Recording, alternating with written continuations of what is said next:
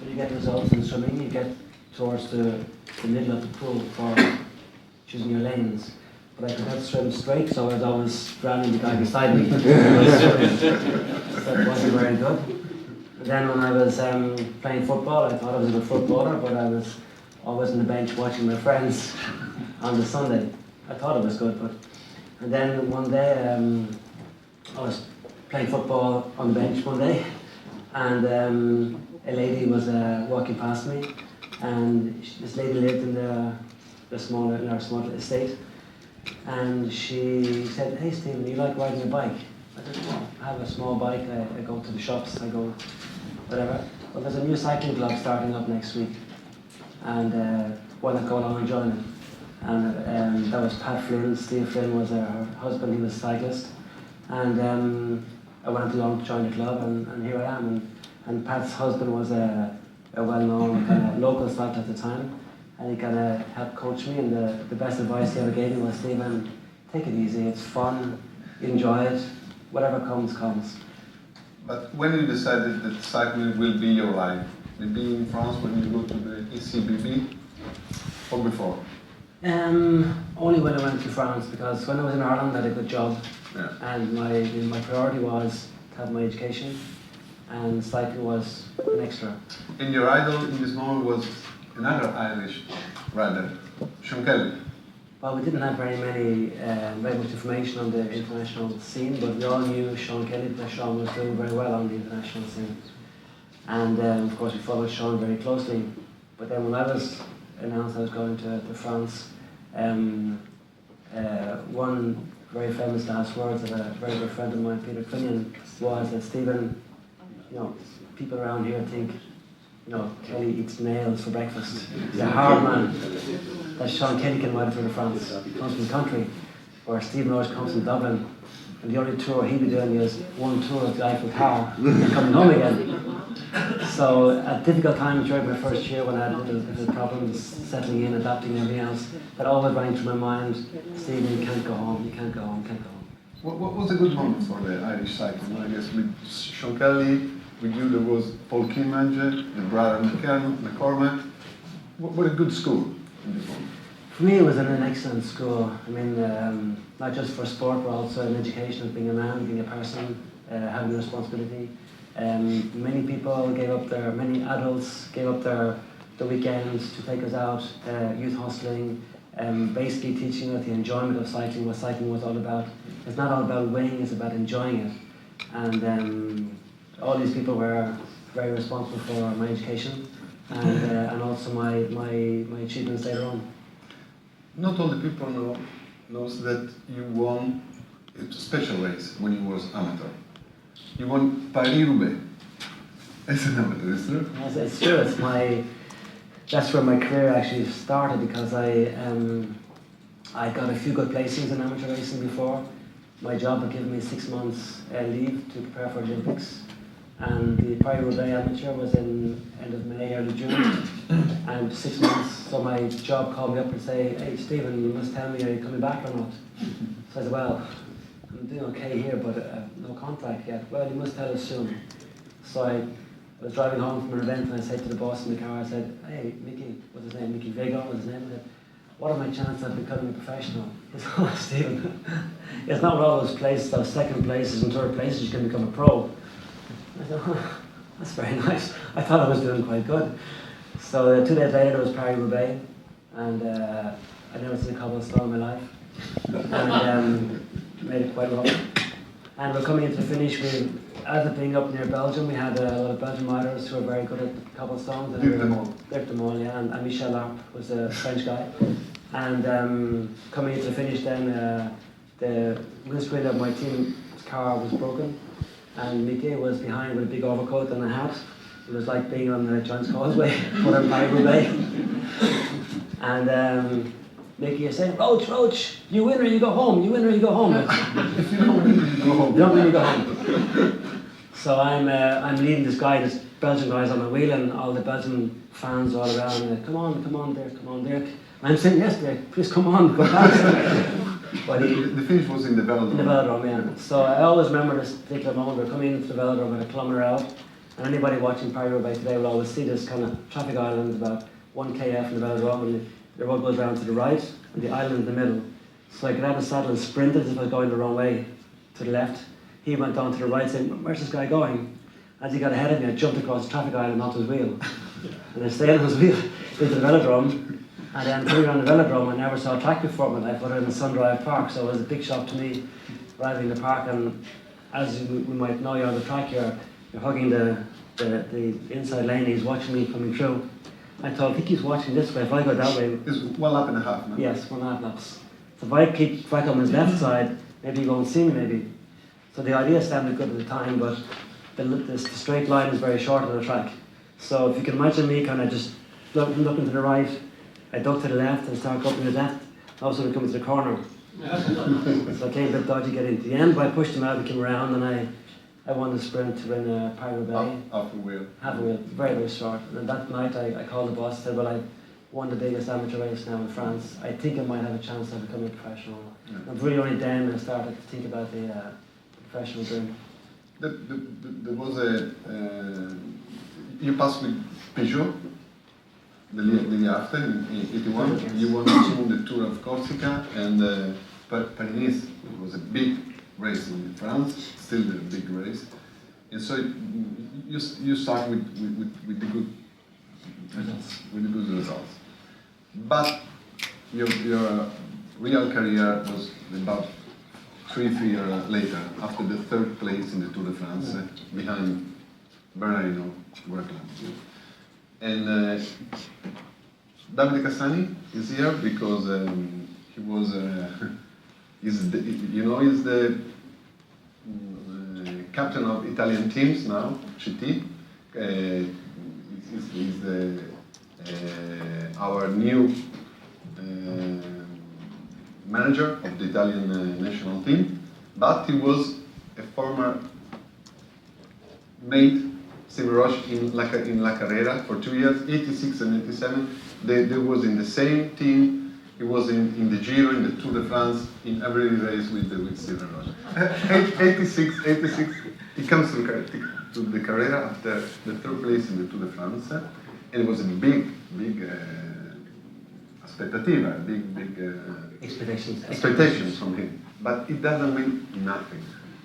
86, nothing, because his knee, problem with me.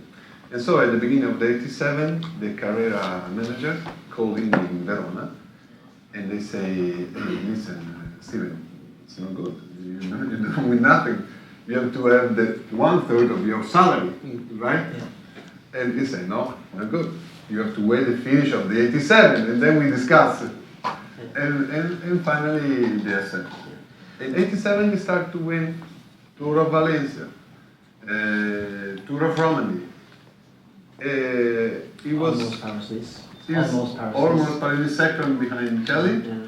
He was there to win the Liège-Bastogne-Liège. But something happened because he was in the breakaway with Criquillon. 300 meters to the finish, he's alone with Criquillon.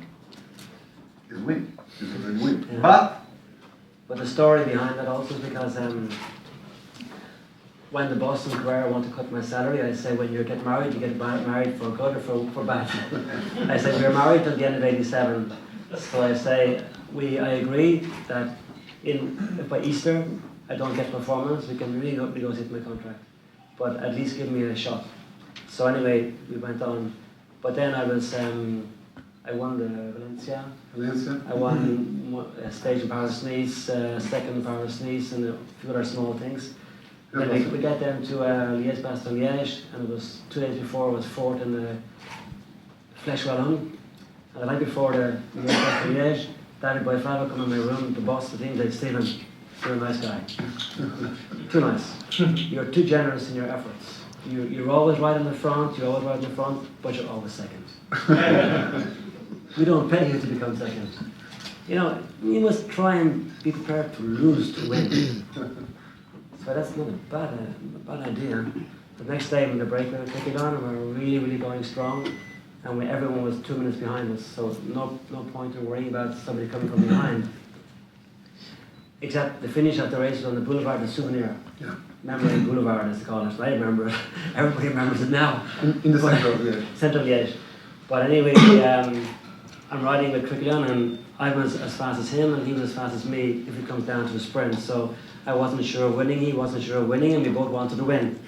So my last meeting with David Boyfab was ringing in my ears. You must be prepared to lose to win. So I'm sitting on Crickleon's wheel, where normally I'd be riding harder onto the finish and wait to see what happens. Little surplus. We'll start slowing down, and I'm slowing down, he comes past me, he slows down, I get past him, and all of a sudden we get to the end of the boulevard, and you might say, well, Stephen, you went down one side, up the other, why didn't you look across and see? But never thought anybody coming from behind. So I'm in the right place, the right time, and I say, this is my day, boys. I'm pulling off Crickleon's wheel, and an Italian guy comes from behind. Moreno Argentine comes from behind. And I'm saying, what? What? Stephen Roche was second. It's the only time that you cried for a defeat. It's the only time I took the 6 hours to drive from Liège home again, because I was driving home saying, can't happen, this didn't happen, this just did not happen. I couldn't understand that I was coming home after making such a big mistake, and I've no regrets really about anything in my career, in my life, but one regret I might have that I didn't never win a big classic or done the World Championships, of course, but Liège-Bastogne-Liège was my classic. I was second, third, and so many times, but that was a day I should have won it. And finally, the Giro 87. The reason why we are here with your Hall of Fame. And this Giro Italia 87 was supposed to be the double of Visentini. And all the Carrera starts with Visentini as a leader. That's what was on the press release. In reality, Visentini being the outgoing leader, it was normal he was the leader for the Giro. But in fact, all the races from January to the Giro, I'd won nearly everything. The Romandie, Valencia, second Paris-Nice, so I felt I deserved my shot as being co-leader. Yeah, the reason, Davide Cassani could explain exactly. Visentini asked, I want to be the leader at the Giro d'Italia, and Stephen Roche will be the leader at the Tour de France. But, he said, Stephen Roche has to help me at the Giro, but I don't want to go to the Tour de France, because during the July I want to go to the seaside. Yes, that happened in the second period, because when I had a bit of an argument during the Giro, and took the jersey off me in San Marino, and I'm disappointed I lost my jersey In the time trial. on time trial, and I'm watching, just going back to the night before the time trial, I'm doing my recce for the time trial. It's raining, Roberto doesn't want to ride the time trial, the recce, the morning of the time trial. So every few minutes he's coming beside me in the carriage, Stefano, which way is the wind coming from? It's coming from the left. Stefano, what gear are you riding? Stefano, which way is the rain coming? Down. And this is what it was for the whole of my time trial. And me and my time trial, I'm in a different world. I'm in my little bubble, and I'm training, looking what gear I'm riding, my wind, and everything else. Then we get back to my hotel, and generally 3 hours before my start time, I have my lunch. Private lunch between myself and my conscience, and I'm going over my recce again. But this particular day, I had an unexpected guest at the table. It was Roberto. Ian, Stefano, after 5K, how is it? Stefano. And I'm going, I couldn't tell him where to go because I didn't speak good enough Italian to tell him exactly what I wanted. I didn't want to get too vulgar either, so I just stayed eating slowly, and he drained me. So when I got on the start line, I was basically wasted. Never got a bit of kind of good form that day. And we get to the finish, Roberto takes the jersey off me. 2 minutes and 45 seconds. So I'm actually totally devastated after having the jersey for almost 10 days nearly. 11, I guess. 11, yeah. I had some great teammates behind me, and great guys like David. Come on, Stephen, Then you lose a jersey, you go back to your hotel and you're alone. I thought it very devastating. Then I put on my television, and here's Roberto with 2 blondes, one left and one right. I said, yeah, I'm not a leader. Yeah, I'm a leader. And the journalist said, well, Roberto, now, so it's normal now. Stephen Roche is going to ride for you, you're 2 minutes ahead, but then it's normal you're going to go with him to the Tour de France. No. Yes, Stephen will ride for me, yes, but I'm not going to the Tour de France, I'm going to the beach. Oh, yeah, okay, I'm going to the beach. At least he's being straight about it. So we got the road book out. And so after the time trial in San Marino, Visentini is a pink jersey with 2.5 million on you. But something happened in a special stage, Sappada stage. There were two stages in a row, Sappada and the stage of Marmolada. The stage of Marmolada will be the real stage, the huge stage in the Dolomites with the 5 climbs and everything. Too difficult stage. All the eyes, Visentini is just waiting just for the Marmolada stage. But not all the team is with Visentini. There was one teammate at the Skepper that was with Stephen. And he said to Stephen, hey Stephen, you don't have to wait the Marmolada, you have to attack in Sappada to be a surprise. You have to attack your teammate in pink jersey in Sappada. You have to say the truth because Davide Cassani was there and so you... This is what the Italians said. No, in fact, the thing was we were thinking we're still 7-8 days to go. We're saying I'm 2 minutes behind. I cannot attack a teammate. No. You can take me, quote me on that. We said with Eddie, we cannot attack a teammate. Okay. But if some group goes in the front, we have to go with them as my team. I'm a teammate. I've been relegated from a co-leader to being a teammate. So we thought that everybody would be waiting for the big day on Sappada, on down to Marmolada. Yeah. So we thought, well, maybe tomorrow nobody's going to be waiting for a movement, almost attack movement. So we got over this first long climb, and there was 3 guys in front. We had no career teammates there, because David was going well, but he wasn't going well enough. So me being a very, very conscientious and loyal team rider, riding for the brand Carrera, riding for the team, after having the jersey for 10, 11 days, I thought, well, it's only my duty to make sure somebody gets to the front. But I cannot really be seen to be attacking out of the front of the bunch. Otherwise, they would say I attacked with no real legitimate reason. So, but at the same time, if I go over the top and go down the far side of the descent, if nobody can follow me, then I'm not attacking. I'm just going faster than everybody else. And so you are in front, and behind you, in the bunch, all your teammate is in the front. And Davide was there.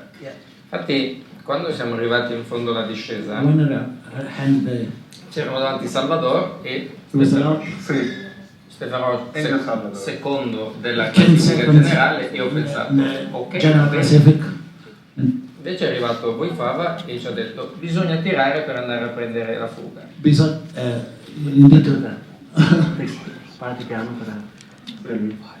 You need to go faster to catch up the other group. No, I was saying that the car came across to me and said the group were riding behind me. So, Boifava made 2 choices. Boifava goes to Stephen and say, hey Stephen, you have to stop wait. You have to wait for Visentini. You have to Visentini. On the domestic, you have to catch up. And Davide Boifava goes to Skepper and say, hey Skepper, you have to work for Visentini. He said, no, not for Visentini. I work for Visentini. But the reason why Eddie did that was because in '86 Eddie was with me, and he was a very loyal teammate for Roberto. And at the end of the season, Roberto did not fight to have Eddie's contract renewed. And I said to Boifava, I need Eddie on my team if I want to get condition next year. He needs to help me. So of course, he could not ride with Visentini, he did not defend him, so he rode with me. He didn't ride with me. It didn't help. At the end of the day, Stephen Roche is still in Jersey again, and Visentini lost about 6 minutes. 6 minutes. And at the television microphone, Visentini said, this evening someone has to get home. You might see on the video, I'm standing at the podium and my finger to my mouth like this. Because Roberto was down on the bottom of the finish line, he's saying, tonight, in Italian of course, tonight somebody's going home. But Davide Boifava is an intelligent man. He said, if Stephen Roche is here going home, with Visentini in 6 minutes, we'll finish that Tony Rominger, maybe Robert Miller could win the Giro, not Visentini. So it's better to keep Roche in the Giro. And finally the team worked for Roche in the last. in the stage after, I guess, or the stage after, Visentini tried to drop out Stephen Roche and skaters, to put them on the road. And the finish line, the journalist of the Rai TV asked to Roche, "Hey Roche, it's true that Visentini is trying to put you on the road?" I said, No. Visentini is coming? Yes, it's true. I will have to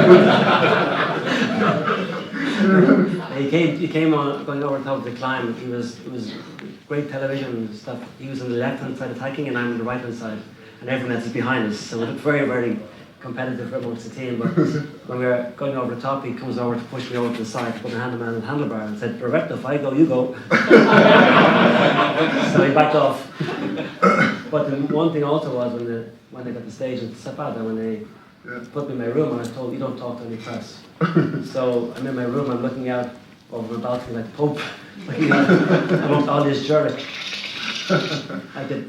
It's a historical day, yeah. But the journalist, though, I opened my door and I saw the journalist, "Hey, you, come here, please." It was Angelo Ziminian. I said, "Nobody is taking my side of the story."